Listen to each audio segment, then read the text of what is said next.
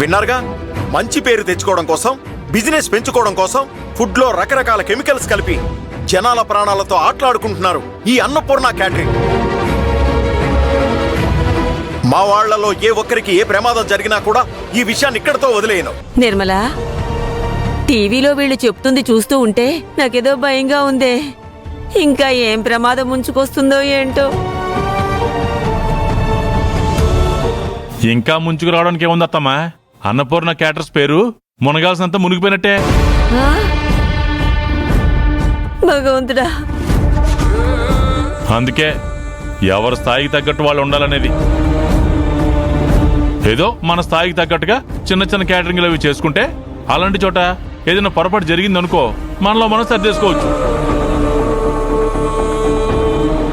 కానీ minister level అయ్యేసరికి చూసావా, స్టేట్ మొత్తం కంపు కంపు అయిపోయింది. ఇక ఏ పేరు పెట్టుకుని క్యాటరింగ్ చేయాలి, ఏ మొహం పెట్టుకుని బయట తిరగాలి?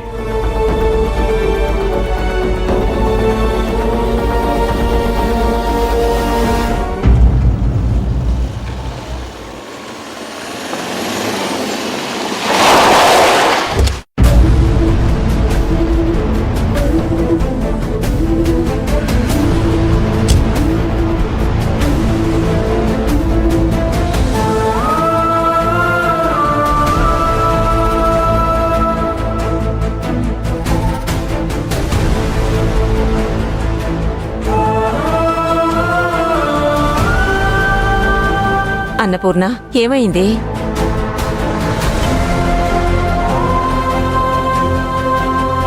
ఏమైందమ్మా? వాళ్ళు ఎలా ఉన్నారు?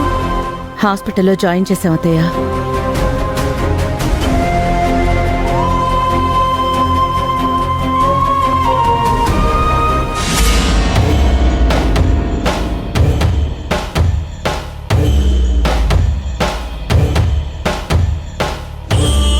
అన్నపూర్ణ వాళ్ళు మీడియా ముందు మాట్లాడకుండా నిలబడిపోవడం కాదు, వీధిలో కూడా తలెత్తుకోకుండా చెయ్యాలి. సూటిపోటి మాటలతో వాళ్ళని సూదుల్లాగా కూర్చోండి. ఏమ్మా అన్నపూర్ణ, హాస్పిటల్లో ఉన్నవాళ్ళు బ్రతికున్నారా పోయారా?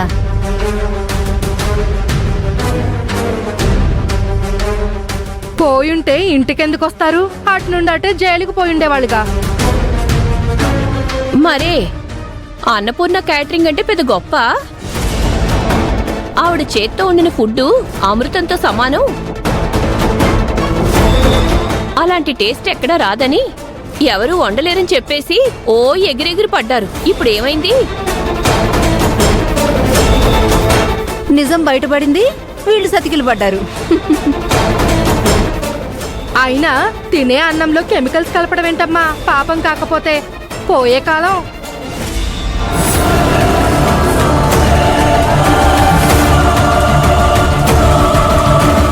ఇంతకాలం ఇలాంటి పాపం చేసే అనుకుంటా ఇంత డబ్బు పేరు పోగు చేశారు. ఇన్నాళ్ళకు పాపం పండింది, బయటపడ్డారు. ఇప్పుడు ఆనందంగా ఉందా మీకు? మినిస్టర్ స్థాయి ఫంక్షన్ కి మనం సరిపోమేమో అని డౌట్ తో మీకు చెప్పే లోపే ఇదిగో వీడే 1000 మందికైనా ఎక్స్ట్రా చేద్దామని వీడు చెప్పడం, ముందు వెనక ఆలోచించుకోకుండా మీ ఇద్దరు తలాడించడం. ఇప్పుడు చూడండి ఏమైందో.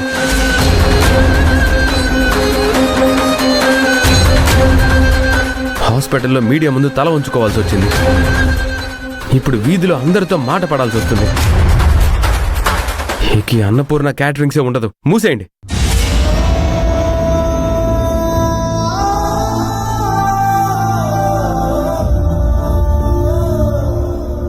ఆపుతావా?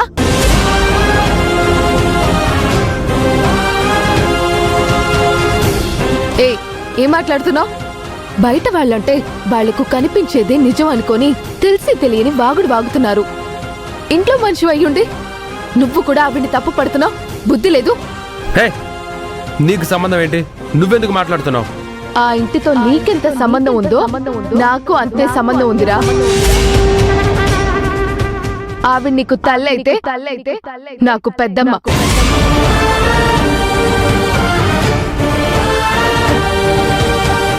ఆయన మా నాన్న, ఇది నా కుటుంబం.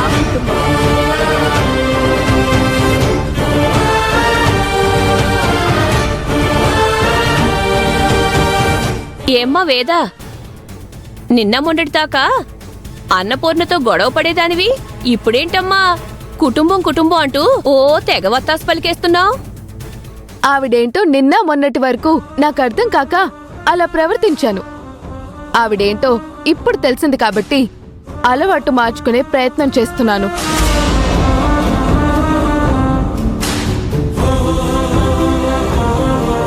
కానీ మీరేం చేస్తున్నారు? ఇరుగు పొరుగు వాళ్ళమంటూ అన్నపూర్ణ వదినా అన్నపూర్ణ వదినా అంటూ మీ అవసరాలు తీర్చుకోవడం కోసం ఆవిడ దగ్గరికి వస్తారు. సాయాలు తీర్చుకోవడానికి ఆవిడ దగ్గరికి వస్తారు. ఆవిడ చుట్టూ ప్రదక్షిణాలు చేస్తారు. మా అన్నపూర్ణ వదిన పలకరిస్తే చాలు అని అంటారు. మా అన్నపూర్ణ వదిన మా ఇంట్లో కాలి పెడితే అదృష్టం అంటారు.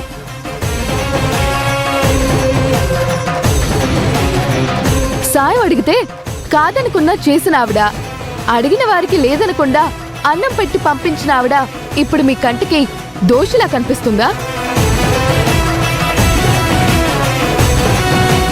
తినే అన్నంలో విషం కలిపే క్రిమినల్లా కనిపిస్తుందా? బాగుందమ్మా. మేమేదో తప్పు చేసినట్టు మమ్మల్ని అంటారేంటి? టీవీలో అందరూ చెప్పేదేగా మేమన్నది. ఓహో, టీవీలో చెప్తే అది మీరు నమ్మేస్తారా? మీరు రోడ్డు మీద వెళ్తుంటే ఎవడో నేను అడ్రస్ అడుగుతాడు, నేను వీడియో తీస్తాను. నీకు వాడికి సంబంధం ఉందని చెప్పి నేను సోషల్ మీడియాలో పోస్ట్ పెడతా. పిచ్చి పిచ్చి రాతలన్నీ రాస్తా. అప్పుడు టీవీలో స్క్రోల్ చేస్తారు. అప్పుడు అతనితో నీకు సంబంధం ఉంది అంటే నువ్వు ఒప్పుకుంటావా? నేనెందుకు ఒప్పుకుంటాను? మరి టీవీలో చూపించారుగా. ఆ టీవీలో చెప్పినవన్నీ నిజాలైపోతాయా ఏంటి? నా మీద తప్పుడు కూతలు కూస్తే చెప్పు తీసుకుని కొడతా. అవే చెప్పులు మా కాలికి ఉన్నాయి, కొట్టడానికి మాకు చేతులున్నాయి.